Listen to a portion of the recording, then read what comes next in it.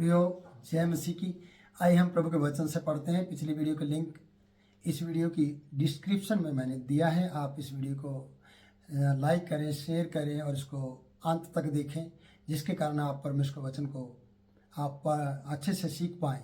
प्रियो, यहाँ पर एक कहानी है, मरकुस की किताब, उसका 10 अध्याय और उसके 35 पद में हम एक कहानी को देखते हैं। याकूब और यूहन्ना की विनती को हम देखते हैं और यहाँ पर इस प्रकार से बताया जाता है, तब जब्दी के पुत्र, ये जब्दी के पुत्र हैं याकूब और यूहन्ना, उसके पास आए और आकर कहा, हे गुरु, हम चाहते हैं कि जो कुछ तुझसे हम मांगे वह तू हमारे लिए करे। ये यीशु के पास आए, यीशु से विनती की, यीशु से डिमांड रखी, जो कुछ हम मांगे वही तू हमें दे, इनकार ना करे। ऐसा कहकर उन्होंने बातचीत की है और यीशु को पहले बताया कि आप इनकार नहीं करेंगे क्योंकि हम कुछ मांगना चाहते हैं। और ये दोनों भाई आए हैं और इन्होंने कहा, तो यीशु ने उसने उनसे कहा, क्या चाहते हो कि मैं तुम्हारे लिए करूं? इन्होंने मांगा है, अभी बताया नहीं कि क्या मांगा है पर इन्होंने कहा कि जो मांगेंगे आप हमें देना, इनकार नहीं करना। और यीशु ने पूछा, तुम क्या चाहते हो? तुम्हारी चाहत क्या है? तुम क्या मांगना चाहते हो? उन्होंने उससे कहा, हमें यह दे कि तेरी महिमा में हम में से एक तेरे दाहिने और दूसरा तेरे बाएं बैठे। कुर्सी मांग ली है प्रियो, दाएं बाएं का संग मांग लिया है। दाएं बैठेंगे, बाएं बैठेंगे और इस तरीके से इन्होंने अपने आप को यीशु के सामने रखा है और विनती की है। यह है इनकी प्रार्थना, यह है इनकी रिक्वेस्ट, यह है इनका निवेदन, यह है कि एक तेरे दाएं और एक तेरे बाएं। यह हमारी निवेदन है, जब तेरा राज्य आए, जब तेरी महिमा का दिन आए और जब हम स्वर्ग में जाएं तो तेरे एक दाएं एक तेरे बाएं बैठेंगे। ये हमारी आपसे रिक्वेस्ट है। देखिए, सेल्फिश प्रार्थना मेरे लिए, मेरे भाई के लिए, मेरी माँ के लिए, मेरी बहन के लिए, मेरे बच्चों के लिए, बस और कुछ नहीं। आमीन। बस इतना बोल के सो जाना, रोज यही करना, रोज यही करना। इसको बोलते हैं बकरी वाली प्रार्थना। मैं बस, इससे ज़्यादा नहीं मैं और मेरा घर आना, बस इससे ज़्यादा नहीं।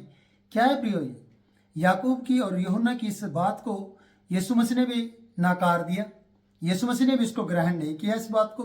क्या यीशु मसीह ने कहा, ठीक है, ओके, बाय, बढ़िया, बहुत अच्छा है, बहुत अच्छा सोचा तूने, क्यों नहीं बैठेगा? तू मेरा प्रिय शिष्य है, तुम दोनों मेरे साथ रहे हो, तो दाएं बैठना है, बाएं बैठना है। बाकी 12 का क्या होगा? 10 का क्या होगा?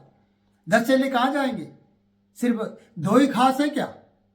कई बार हमारी जिंदगी में इस प्रकार की बातें होती हैं कि हम भी चर्च में अपना पद बड़ा करने के लिए और अपने आप को पास के साथ ऐसा करके कहते कि ये बस हमें ये मिलना चाहिए, उसके बाद तो हम बस आप समझ गए बात को कि बस करने से नहीं होता है। परमेश्वर की क्या इच्छा आपके प्रति, इन लोगों की लिए परमेश्वर की इच्छा क्या है ये नहीं जानते।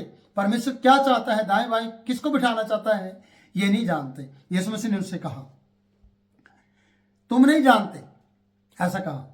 यीशु ने कहा, तुम नहीं जानते कि क्या मांगते हो। कई बार हम मांगते हैं लेकिन पता नहीं क्या मांगते हैं इस बात के लिए आपको सोचना है। आप मांगते हैं पर क्या मांगते हैं आपको पता नहीं है। सोचिए, कई बार आपकी प्रार्थनाएं भी इस प्रकार से होती है, मांगते चले जाते और आपको पता ही नहीं है आप क्या मांग रहे हैं और क्या मांग कर आप परमेश्वर को तंग कर रहे हैं। यीशु से इन्होंने क्या मांग लिया, इनके समझ में नहीं आता कि इनके नजर में तो यह है कि अरे आसपास बैठेंगे, दाएं बाएं बैठेंगे, मेरा भाई बैठा है, मैं बैठा, दोनों भाई और यीशु हमारा सब कुछ, बस बाकी 10 आपके लिए, तो बस बाकी 10 कहाँ है? उनका क्या होगा?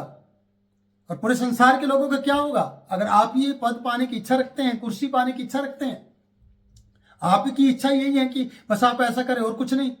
परमेश्वर ने कहा, तुम नहीं जानते कि तुम क्या मांगते हो। कई बार आप भी नहीं जानते हैं कि परमेश्वर से आप क्या मांग रहे हैं। आपको खुद नहीं पता उस बारे में, हमें खुद नहीं पता होता कि हम क्या मांग रहे हैं। हमें पता होना लगाना चाहिए कि हम क्या मांग रहे हैं। प्रभु की इच्छा जानना चाहिए कि उसकी इच्छा आपके प्रति, मेरे प्रति, हम सब के प्रति क्या है। इस बात को हम नहीं जानते हैं। प्रभु का वचन यहाँ पर कह रहा है कि उन्होंने उससे कहा, जब हमने वचन को पढ़ा, तुम नहीं जानते कि क्या मांगते हो और तुम क्या चाहते हो कि मैं तुम्हारे लिए करूं, ऐसा बोला। फिर उसने कहा, उन्होंने बता दिया इसको।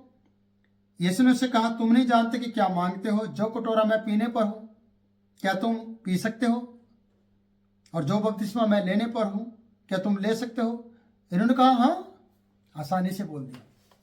उन्होंने कहा हाँ, हमसे हो सकता है, हम पी सकते हैं, हम ले सकते हैं। प्रियो, ये कोल्ड ड्रिंक्स नहीं है कि आप पी सकते हो, पी लोगे और फिर चलो आपने जिद करके बोल ही दिया पासी हम सब काम कर देंगे, क्या बात है, ये है वो है, हम तो वो कर देंगे सारा, और बाद में आप गायब, बाद में सामने नहीं आते, मुकर जाते हैं उस बात से। ऐसे कितने वादे आपने चर्च में और चर्च के पासवान से और अपने ही लोगों से, अपने माँ बाप से, अपने परिवार से, चर्च के अगुआ से किए होंगे, लेकिन आप उसमें खरे नहीं उतरे। जिस प्रकार से यूहन्ना और याकूब कहते हैं हाँ वो प्याला पी लेंगे, वो बपतिस्मा भी ले लेंगे, क्योंकि आसान सा लग रहा है। यीशु ने कहा जो कटोरा मैं पीने पर हूं तुम पी जाओगे, मुझे पता है, तुम वो बपतिस्मा भी ले लोगे जो मैं लेना चाहता हूं, पर लेने पर हूं। उन लोगों ने कहा हाँ ले लेंगे सब कुछ, पर यीशु मसीह ने एक बात कही प्रियो, वो बात यह है, पर जिनके लिए तैयार किया गया है उन्हें छोड़ और किसी को अपने दाहिने और अपने बाएं बिठाना मेरा काम नहीं। जिनको तैयार किया गया है, याद रखना, किसको तैयार किया गया मैं भी नहीं जानता और आप भी नहीं जानते, और यूहन्ना और याकूब भी नहीं जानता कि किन को दाएं बाएं बिठाने का कार्य किया गया है यीशु के द्वारा। वो कौन उसके दाएं बाएं बैठेगा ये तो कोई भी नहीं जानता। और यहाँ पर आगे लिखा है, और यहाँ कहना चाहता कि यह सुनकर दसों याकूब और यूहन्ना पर ऋषि आने लगे, चिढ़ने लगे और उसको गुस्सा करने लगे। और ये बात सच है, गुस्सा तो आएगा। मैंने पहले कहा कि 10 लोगों का क्या होगा अगर आप ही ये सब चीजें मांगते हैं। कई बार आप पास्टर के घर में आपको एक रंग की बाल्टी, खाली बाल्टी दिखाई दी और उसने आपने उसको मांग लिया। कई बार आपने कोई बर्तन दिखाई दिया, कोई बेड दिखाई दिया, कोई ऐसा कुर्सी दिखाई दी चर्च की, और आपने बोला पास्टर ये फालतू है मुझे दे दो। आप तो कुर्सी ले जाओगे, बाकी पूरे चर्च क्या मांगेगा, उनके लिए क्या होगा। शुरुआत तो आपने की मांगने की ना। आप ये कुर्सी, आप ये चम्मच, आप ये थाली, प्लेट, मेज के टेबल, ये सब मांग कर क्यों अपना आपको लज्जित करना चाहते हो, शर्मिंदा करना चाहते हो, ये पासवान को शर्मिंदा करना चाहते हो। इन्होंने एक किस्म से प्रभु यीशु मसीह को शर्मिंदा करने की कोशिश की कि एक हम जो विनती करते हैं उसको आपने मानना होगा, उससे आप इनकार नहीं करेंगे, और जो हम मांगे वो आप देंगे। उसने बोला क्या चाहते हो बताओ। जब उन्होंने बताया कि यीशु मसीह ने दे दिया, कि यीशु मसीह ने इनकी बात को मान लिया, नहीं। उसने कहा और जो बपतिस्मा मैं लेने पर उसे लोगे, उसने बोला हाँ ले लेंगे। पर यीशु मसीह ने कहा जिनके लिए तैयार किया गया उन्हें छोड़ और किसी को अपने दाहिने और बाएं बैठाना मेरा काम नहीं है। जिसके लिए तैयार किया वो उसका काम है, दाएं बाएं बिठाना मेरा काम नहीं है। ये सुनकर दसों चिढ़ने लगे थे और यूहन्ना याकूब से बुरा भला कहने लगे थे। मैं कहना चाहता हूँ कि आप भी क्या चर्च को अपने विरुद्ध करना चाहते हैं कि चर्च की उन चीज़ों को उठाकर अपने घर में इस्तेमाल करें और अपने घर में रखें, और आप सोचें कि ये तो मेरा हो गया, मेरे को मिल गया, ये है वो। नहीं प्रियो, वो आपका नहीं है, वो पूरी पब्लिक का है, वो पूरे चर्च का है।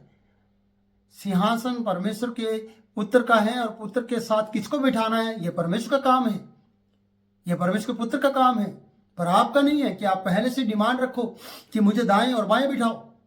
क्यों कुर्सी को चूज करते हैं, क्यों आप पदवी चाहते हैं, क्यों आप कुर्सियां चाहते हैं, क्यों आप ये शुरुआत करते हैं पहले, क्यों आप बेटा और बेटी बनने की शुरुआत नहीं करते, क्यों आप अपने आप को हलीम करने की शुरुआत नहीं करते। क्या कारण है कि आप परमेश्वर के सामने अपने आप को लाने की कोशिश नहीं करते। बस डिमांड क्या, एक दाएं एक बाएं। 10 लोगों का गुस्सा देखिए इनके ऊपर कितना है। ये रिश्ते आ रहे हैं, अरे कैसे मांग रहे हैं, क्या मांग रहे हैं, तुम प्रभु के साथ बैठेंगे, हम कहाँ जाएंगे, ये है वो है, कितना कुछ बोला होगा। वो कहानी यहाँ पर नहीं लिखी गई है, हो सकता है बहुत कुछ बोला होगा, बाद में उन्होंने शायद उनके बीच में झगड़ा हुआ होगा। क्यों? क्योंकि उन्होंने डिमांड मांगी थी, उन्होंने डिमांड की थी यीशु मसीह से दाएं और बाएं बैठने के लिए। आज आपको मैं कह रहा हूँ, आप चर्च में आके बैठिए प्रभु के साथ, घुटने टेकिए, आप अपने कमरे में बैठिए घुटने टेक कर प्रभु के साथ दाएं और बाएं, और प्रार्थना कीजिए।